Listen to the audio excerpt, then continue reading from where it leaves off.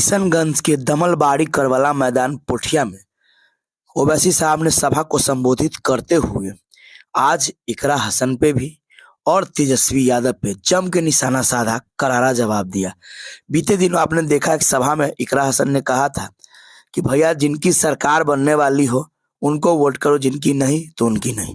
उसी पे ओवैसी साहब ने भी जबरदस्त कहा कि भैया ये लोग आते हैं, ये लोग पहले बताइए यूपी में अपने कितने बार जीत रहे हैं और कब से जीत रहे हैं पहले। तो कहीं ना कहीं आप समझ सकते हैं लड़ाई आर पार की हो चुकी है।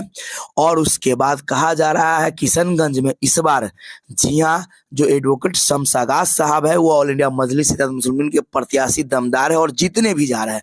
और चलिए आगे ओवैसी साहब ने क्या कहा, उनकी ही जुबानी सुनते हैं। मेरे अजीज दोस्तों और बुजुर्गों, हम आपसे अपील कर रहे हैं कि जो 3.5% का है वो कह रहा है कि मल्ला का बेटा उप मुख्यमंत्री होगा, और जो 17% है वो ओवैसी को गाली दे रहे हैं, वो ओवैसी को गाली दे रहे हैं। तो मैं आपके सामने खड़े होकर कह रहा हूं कि हमने जो जीडीए का अलायंस बनाया, अगर सीमांचल की जनता, किशनगंज विधानसभा की तमाम मोअज़्ज़िज़ लोग, नौजवान, हमारी माँ और बहनें मुत्तहिद हो जाएंगी तो इंशाअल्लाह ताला पटना की कुर्सी पर सीमांचल का बेटा बैठेगा।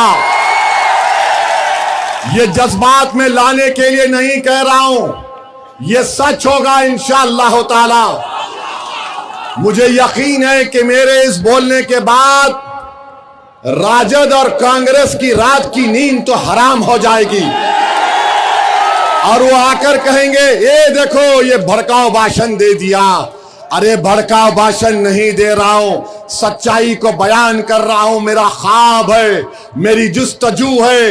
अरे क्यों नहीं हो सकता, बराबर हो सकता है। आप एक नौजवान गरीब के बेटे को कामयाब करो जो एडवोकेट है। क्या ये काबिल नहीं है मुख्यमंत्री बनने के?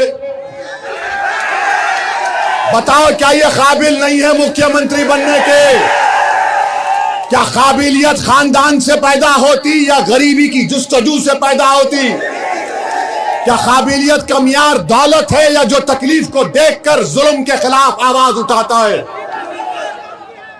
कोई आखिर बोलता है कि नहीं जो सरकार बना रहे हैं। अरे यूपी में तो आप सरकार बना ही नहीं पा रहे। 2014 का पार्लियामेंट इलेक्शन हार गए, 17 का विधानसभा हार गए, 19 का पार्लियामेंट हार गए, 22 का विधानसभा हार गए, और बिहार में आके बोल रहे जो सत्ता पार्टी में आ सकती है उसको